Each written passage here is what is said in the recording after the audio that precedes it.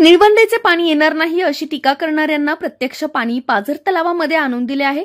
जोपर्यंत निळवंडेचे पाणी येत नाही तोपर्यंत सत्कार घेणार नाही हा आपला संकल्प होता आणि तो आता पूर्ण झाला। या भागाचे वातावरण पाहून काही जण इकडे आले परंतु त्यांचा उपयोग झाला नाही। येथील जनतेने विकासाला आणि पाणी देणाऱ्या नेतृत्वाला अर्थात मंत्री विखे पाटील यांना 8व्यांदा मतदान करून दिले। पाणी आल्याने जिरायत भाग समृद्ध झालाय।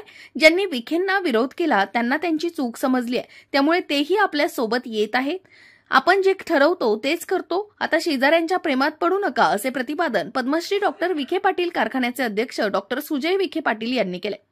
राहाता तालुक्यातील कोऱ्हाळे डोऱ्हाळे वाळकी येथील निळवंडे कालव्यातून भरलेल्या पाझर तलावाच्या जलपूजन प्रसंगी डॉक्टर विखे पाटील बोलत होते। निळवंडे पाणी प्रश्न सोडवावा यासाठी आपण मुख्यमंत्री देवेंद्र फडणवीस यांच्या सोबत गेलो। आज जलसंपदा खाते हे काय करू शकते हे मंत्री विखे पाटील प्रत्यक्ष कामातून विरोधकांना उत्तर दिलंय।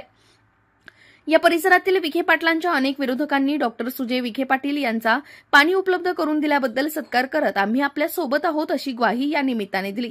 गावोगावी नागरिकांनी डॉक्टर सुजय विखे पाटील यांचे उत्स्फूर्त स्वागत केले। यावेळी परिसरातील विविध संस्थांचे पदाधिकारी, जलसंपदा विभागाचे अधिकारी, महिला, शेतकरी मोठ्या संख्येने उपस्थित होते। जनता आवाजसाठी प्रतिनिधी राहता